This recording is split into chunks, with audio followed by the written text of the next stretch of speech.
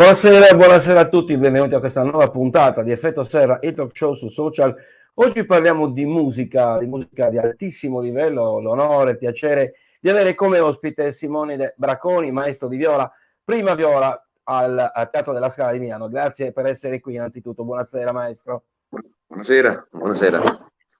Allora, Simone Bracconi, graditissimo ospite, perché? Perché dovete sapere che domani sera dalle 20:30 alla ex Manifattura del Tabacchi a Cagliari ci sarà il cosiddetto fuori programma del cartellone Cammei Contemporanei, il festival dedicato a Franco Oppo, al noto maestro sardo Franco Oppo. Ebbene, il maestro Simone Bracconi, pluripremiato in diversi concorsi internazionali, per l'occasione sarà presente per uno spettacolo molto importante, molto bello. Vogliamo magari svelare un po' qualche dettaglio su quello che sarà il concerto di domani?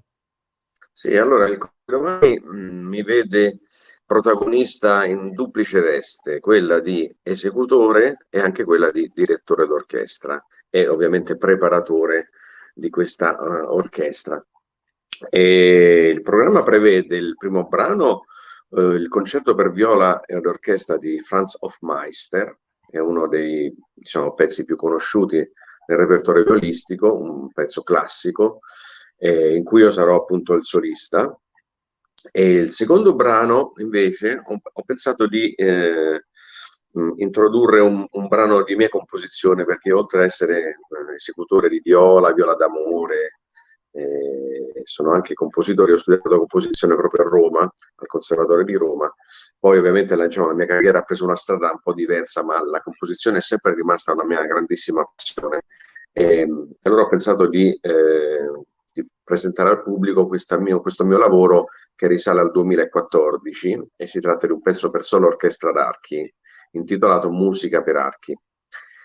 Concluderemo il concerto con la celeberrima Sinfonia concertante di Mozart, che è uno dei capolavori assoluti che Mozart scrisse, per violino, viola, solisti, che concerteranno con l'orchestra. E in questo caso io sarò di nuovo in veste di direttore d'orchestra, e come ironicamente sottolineavo all'orchestra stessa, sarà anche una sorta mia di debutto, perché questo brano, che è uno dei brani più importanti del nostro repertorio, è un brano che ho eseguito tantissime volte, forse il brano che ho eseguito più in assoluto nella mia carriera come esecutore, però in verità è la prima volta che lo eseguo come direttore, e quindi sarà un'esperienza un po' particolare, perché mi trovo diciamo, in questa situazione a seguire un altro solista che magari la pensa anche diversamente da me, però io,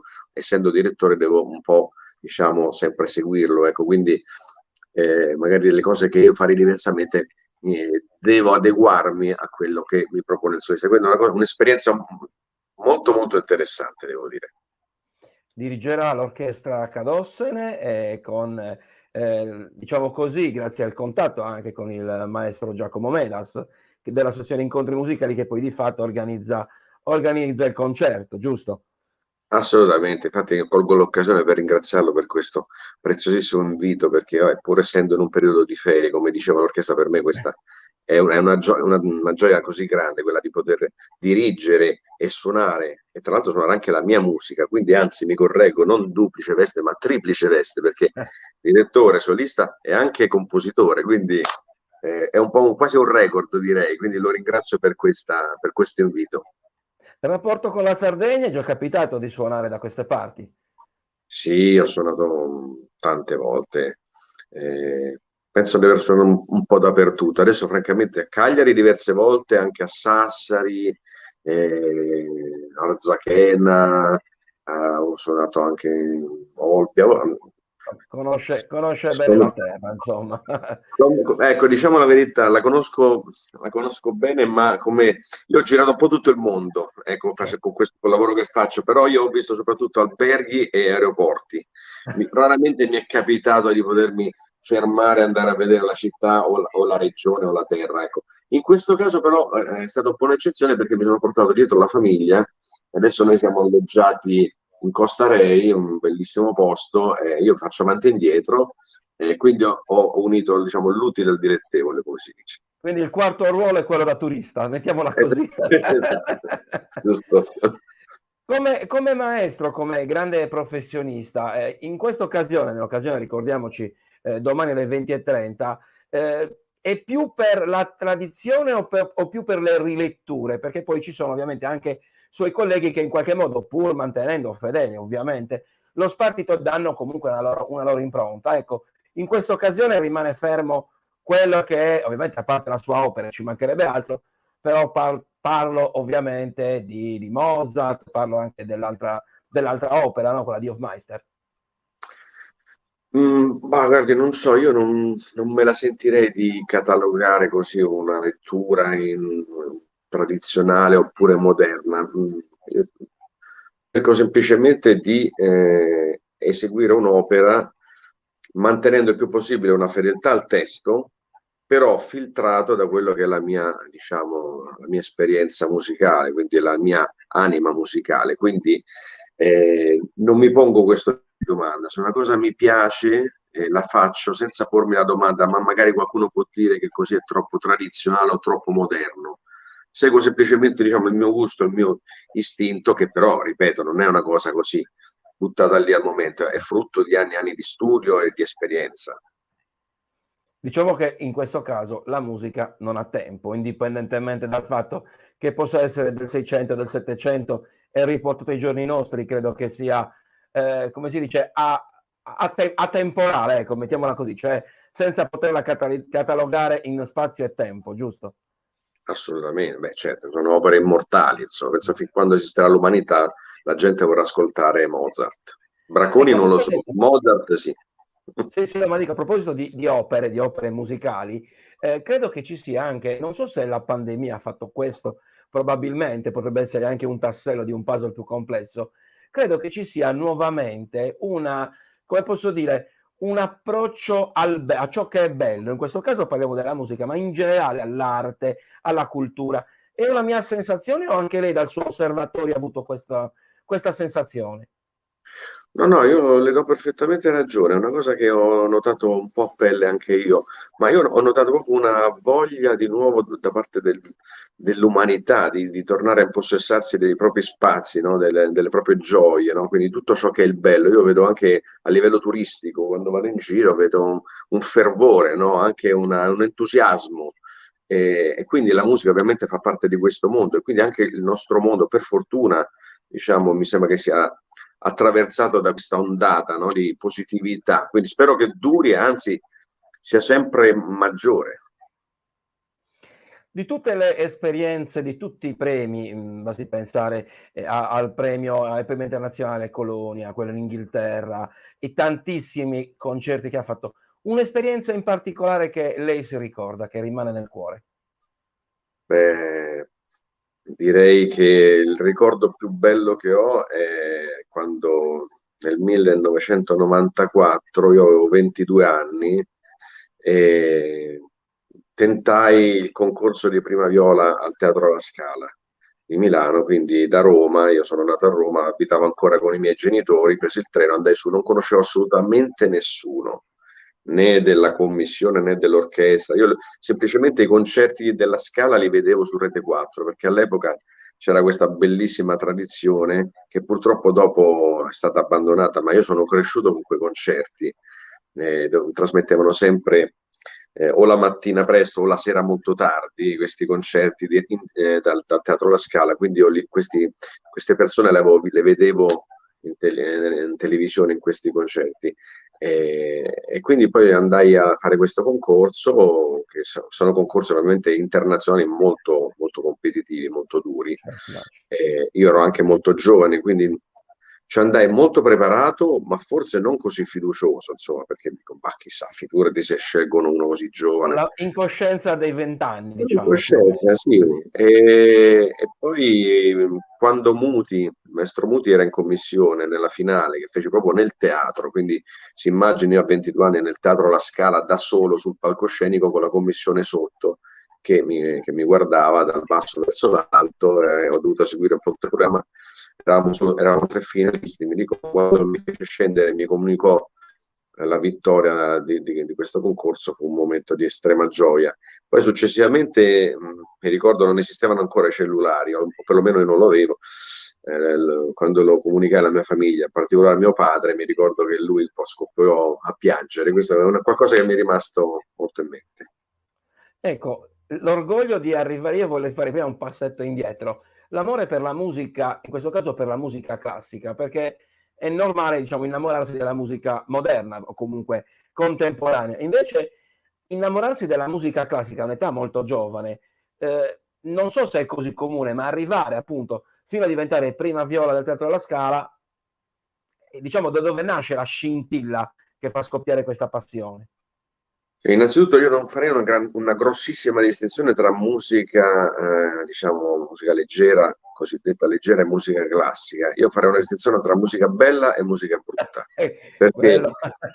ecco, perché musica leggera anche a me capita di ascoltare, mi piace anche ascoltare qualcosa di musica leggera, però di bello. Francamente, soprattutto al giorno d'oggi, purtroppo vedo la tendenza ad ascoltare delle cose, francamente, che per me non hanno nessun senso, perché non è musica, sono soltanto parole buttate lì su un ritmo, spesso parole anche volgari, di violenza, non lo so, è un qualcosa che veramente mi risulta estraneo. Quindi, partendo da questo presupposto, da questa anticipazione, un ruolo essenziale, c'è poco da fare, lo hanno i genitori. I miei genitori sono tutti e due musicisti. Mio padre veniva proprio dal classico, aveva studiato musica classica, direzione di coro, al conservatorio, poi ha scelto anche lui la musica leggera, perché si è occupato per tanti anni della selezione di cantanti per i festival di Sanremo, di Castrocaro, quindi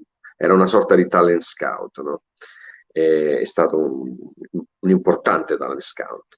E mia madre cantava anche lei musica leggera, però avevano questa passione per la musica e l'hanno trasmessa a me e a mio fratello, che è pianista, col quale tra l'altro suono da quando eravamo bambini, e portandoci ai concerti, facendoci ascoltare. Poi ci hanno fatto provare gli strumenti, poi siamo andati al conservatorio, ci hanno seguito, ci hanno indirizzato verso questo meraviglioso mestiere, tra virgolette, perché poi chiamarlo mestiere è una cosa forse un po' brutta, perché è una grande passione che poi diventa anche un lavoro, quindi siamo molto fortunati in questo senso. Quindi purtroppo se i genitori sono i primi ad ascoltare un certo tipo di musica o avere un certo tipo di interesse verso altre cose, come potranno mai insegnarlo ai figli? E quindi è per quello che dobbiamo un po' cercare di sforzarci di alimentare questa passione, questo interesse verso tutto ciò che è cultura nelle generazioni dei giovani, in modo che quando saranno genitori potranno trasmetterlo ai propri figli, se no rischieremo l'estinzione. Ecco. Assolutamente, concordo. Dicevamo che domani alle 20:30 tra le opere portate in scena ci sarà all'Ex Manifattura Tabacchi anche la propria musica per Ache, la propria opera. Ecco, nella composizione, nel comporre un'opera, a cosa si ispira? Se c'è un qualcosa in particolare, non lo so, un'immagine piuttosto che un suono, piuttosto che un'atmosfera, da dove nasce anche lì l'idea di poter mettere su pentagramma quelle che sono le proprie idee, le proprie emozioni. Allora, io ho eseguito tantissima musica anche moderna e contemporanea in qualità di esecutore. Purtroppo spesso mi sono trovato sotto gli occhi, sotto le dita, dei pezzi che a mio avviso non hanno un gran senso, nel senso che hanno un senso forse per il compositore, ma all'esecutore non arriva nessun tipo di messaggio, perché è musica molto cerebrale, molto studiata a tavolino, manca una vera e propria ispirazione, come invece è giusto che sia. Ecco, io ho cercato sempre di fuggire da questo tipo di lavoro fatto a tavolino, con richiami che però vedo solo io e poi il pubblico non sente. Ho cercato semplicemente di comunicare qualcosa attraverso le note che scrivo e che suono. E in questo senso mi ritengo anche fortunato e libero, perché il mondo dei compositori è soprattutto un mondo molto particolare, spesso, non voglio generalizzare, dove ci sono scambi, interessi, tessere di partito, eccetera. Quindi ognuno fa un tipo di lavoro, poi si pone la domanda, no, questo lo ha già scritto Hindemith, questo sembra Shostakovich, questo sembra, non so, Penderecki, eccetera. E questo li limita, no? Perché vogliono sempre dire qualche cosa di nuovo, ma spesso il nuovo non è sinonimo di bello. Ecco, questo voglio dire questo qui. Ormai poi in musica è stato detto tutto, si può dire, perché cosa vogliamo inventarci più? A me sono capitate, una volta mi ricordo mi capitò l'esecuzione di un brano, mi sedetti nel mio posto, e sulle giù c'era una pietra, c'era un sasso. Dico, ma che è me? Poi ho guardato, tutti avevano questo sasso sul leggio. Ma che è successo qua? Poi ho capito che nella partitura a un certo punto bisognava prendere questo sasso e strofinarlo sulla mentoniera, non sullo strumento sonoro, lo rovineremmo, sulla mentoniera per fare questo rumore. Vabbè, io ho detto, vabbè, non sanno più cosa inventarsi, non faccio il nome del compositore, ovviamente. Quindi io invece, siccome fondamentalmente la composizione è un qualcosa che mi occupa e che mi sta dando anche grandissima soddisfazione, però il mio lavoro principale è quello di esecutore, no? E anche di, ovviamente, professore d'orchestra alla Scala. Mi sento libero di poter scrivere quello che mi piace veramente, no? E poi noto che quello che piace a me poi spesso piace anche al pubblico, perché il messaggio arriva. Adesso ho scritto un brano che si intitola Il canto del silenzio, ed è un brano per viola ed orchestra d'archi dedicato a tutte le vittime della pandemia. È un brano che si può ascoltare anche su YouTube, c'è la versione con le note e anche le didascalie, perché ogni sezione parla di un momento di questo periodo bruttissimo che abbiamo attraversato. Ed è un pezzo che mi sta dando un'enorme soddisfazione, devo dire. L'ho proposto in giro e ha raccolto moltissimi successi. Io ho la possibilità anche di essere un protagonista della mia musica, quindi suonare proprio le mie composizioni, per me è il massimo della gioia, perché veramente metto completamente a nudo me stesso come esecutore e anche come compositore, quindi veramente posso aprirmi completamente a chi mi ascolta. Quindi il consiglio è quello anche di guardare YouTube, ovviamente anche per ascoltare con attenzione le belle opere del maestro Bracconi. Siamo in chiusura e io faccio una domanda che ormai tradizionalmente faccio a tutti gli ospiti. Con tutto quello che è riuscito a conquistare con il lavoro, con la professionalità, con la passione, abbiamo detto, c'è ancora un sogno nel cassetto, o meglio, c'è un altro sogno nel cassetto? Sogni nel cassetto, beh, è giusto avere sogni nel cassetto e continuare sempre ad averli, anzi questo cassetto dovrebbe essere infinito, no? Dovrebbe continuare a riempirsi, non svuotarsi mai, perché quello ci dà un po' lo sprono ad andare avanti sempre con interesse. Ma io mi ritengo molto soddisfatto perché tante delle cose che avrei voluto fare le ho anche fatte, quindi questo sicuramente. C'è un compositore che a me piace molto, si chiama Alessandro Rolla ed è considerato un po' il padre della viola, è un compositore dell'Ottocento che ha scritto tantissimi lavori meravigliosi per viola e orchestra e ha scritto oltre 12 concerti per viola e orchestra. Io per adesso ho inciso 2 CD dove sono raccolti in tutto 6 di questi lavori. Ecco, forse uno dei miei sogni che mi piacerebbe realizzare andando avanti nel tempo è poter fare l'integrale della musica di questo compositore che amo particolarmente.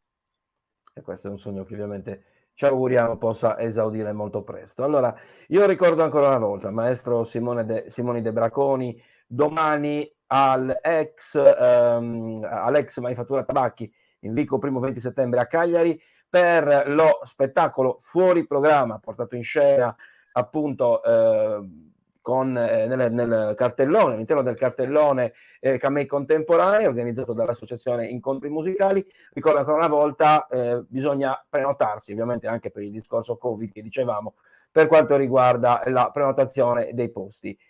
Maestro, grazie ovviamente della sua disponibilità, non so come si dica nell'ambito della musica classica, si dice nello spettacolo, ma non vorrei dirlo. Anche nella musica, sì, anche nella musica. Uguale, merda, merda, merda, si dice allo stesso modo.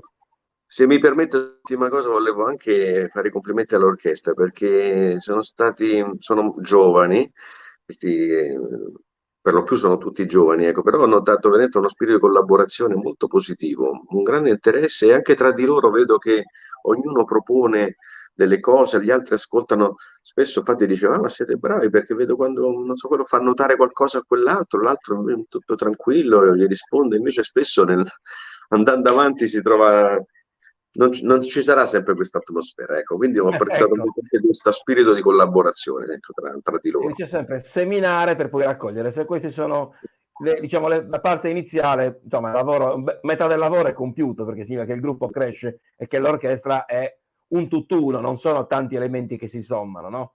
Certo, assolutamente, sì, sì. Maestro, io la ringrazio ancora una volta, ci vediamo presto, ricordo ancora una volta domani alla Ex Manifattura Tabacchi per il concerto appunto del maestro Bracconi. Grazie ancora e buon Grazie, proseguimento di giornata. Grazie a tutte arrivederci, le persone grazie. che ci hanno seguito. Ci vediamo al prossimo appuntamento, sempre Effetto Serra, il talk show sul social. Buona serata. Buonasera.